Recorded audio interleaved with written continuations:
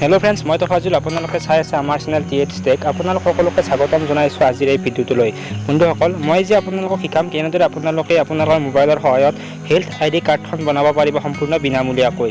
ভিডিঅ'টো স্কিপ নকৰি আপোনালোকে সম্পূৰ্ণকৈ চাব। আহক তেনেহ'লে পলম নকৰি ভিডিঅ'টো আৰম্ভ কৰোঁ।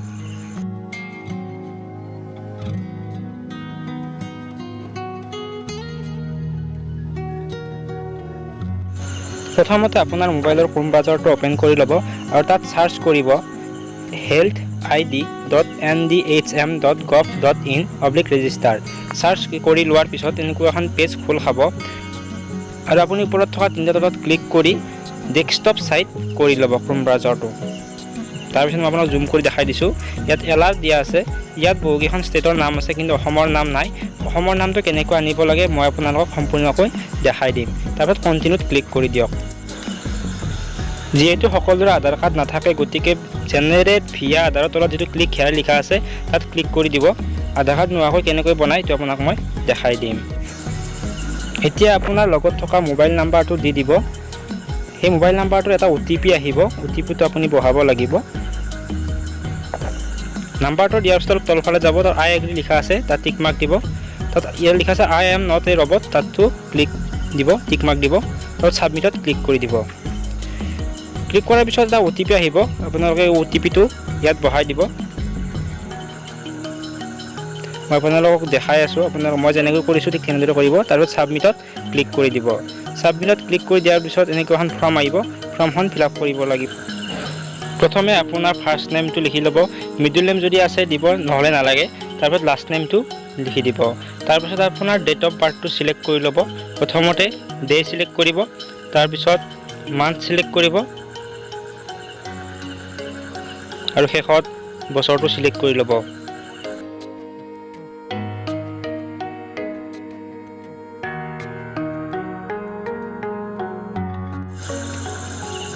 এতিয়া আপুনি আপোনাৰ জেণ্ডাৰটো চিলেক্ট কৰি ল'ব, মেল ফিমেল যি হয় চিলেক্ট কৰি ল'ব। এতিয়া আপুনি PHR এড্ৰেছটো দিব লাগিব। পাৰ্চনেল হেল্থ ৰেকৰ্ড, এই এড্ৰেছটো ইয়াত দিব লাগিব। এই এড্ৰেছটো আপুনি আপোনাৰ নামৰ 4টা আখৰ লিখিব আৰু তাৰপিছত 4-5টা যি লিখে লিখিব, তাৰপিছত 4-5টা সংখ্যা দি দিব। এনেকৈ PHR এড্ৰেছটো বনাব পাৰিব। তাৰপিছত আপুনি পাছৱাৰ্ডটো দিব লাগিব। পাছৱাৰ্ডটো নিজৰ মতে দি দিব। পাছৱাৰ্ডটো বনাওঁতে আপুনি প্ৰথমে আপোনাৰ উপাধিটো দি দিব, তাৰপিছত কেইটামান সংখ্যা দিব আৰু শেষত যিকোনো চিম্বল দিব। @ দিলে হ'ব, @ দি ল'ব। @ দিয়াৰ পিছত এইটো আপোনাৰ পাছৱাৰ্ড হৈ গ'ল। আৰু নেক্সট এবাৰ কনফাৰ্ম পাছৱাৰ্ড লিখা আছে, চাইডত দেখিবলৈ পাইছে। সেই কনফাৰ্ম পাছৱাৰ্ডত যি মাৰিছিলে আপুনি, সেই কনফাৰ্ম পাছৱাৰ্ডটো এইটো দি দিব। মই আপোনাক উপাধি বা নিজৰ নামটো লিখিব কৈছোঁ। এইটো কোৱাৰ কাৰণ এইটোৱে, আপোনাৰ যাতে মনত থাকে, সেইকাৰণে মই এইটো কৈছোঁ। বা আপুনি লিখি ল'ব। এইটো আপোনাৰ নিজৰ কথা, আপুনি বেলেগ আখৰো দিব পাৰে। এতিয়া আপুনি তলত আপোনাৰ সম্পূৰ্ণ এড্ৰেছটো দি দিব। মই মোৰ এড্ৰেছটো দিছোঁ ইয়াত।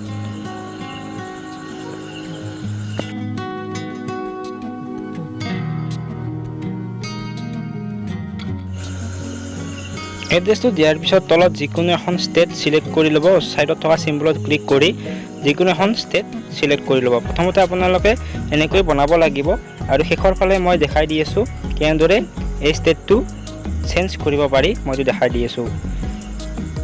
ঠিক তেনেদৰে আপুনি ডিষ্ট্ৰিক্টো চিলেক্ট কৰি ল'ব। যিকোনো এখন ডিষ্ট্ৰিক্ট চিলেক্ট কৰি ল'ব আৰু শেষত ছাবমিটত ক্লিক কৰি দিব।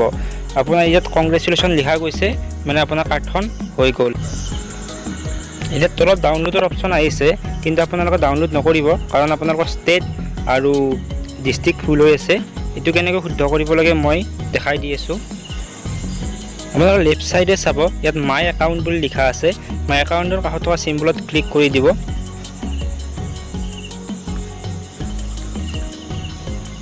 চিম্বলত ক্লিক কৰাৰ পিছত এডিট প্ৰফাইল বুলি আহিছে, দেখিবলৈ পাইছে আপোনালোকে। এডিট প্ৰফাইলত ক্লিক কৰি দিব।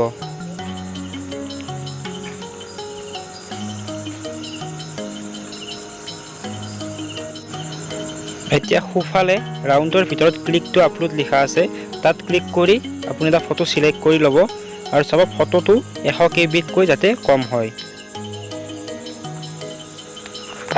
মই ইয়াৰ পৰা ফটোটো সিলেক্ট কৰি লৈছোঁ আৰু 100 KBতকৈ কম কেনেদৰে কৰিব লাগে সেইটো মই আপোনালোকক নেক্সট ভিডিঅ' এটাত দেখাই দিম ফটোবোৰ কেনেকৈ কম কৰে সাইজটো এতিয়া মই ইয়াৰ পৰা সিলেক্ট কৰি লম এটা ফটো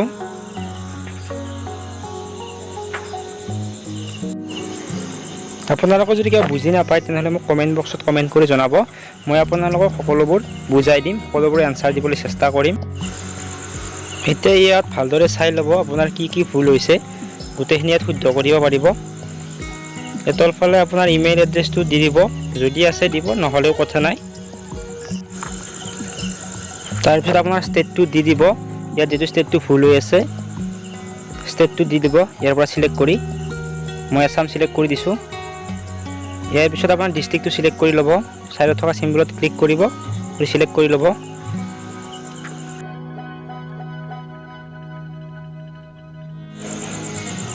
তাৰপিছত সাবমিটত ক্লিক কৰি দিব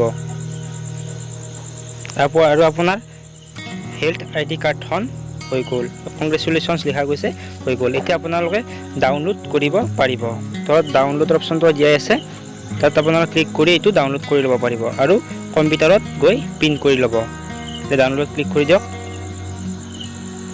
আৰু আপোনাৰ কাৰ্ডখন ডাউনলোড হৈ গ'ল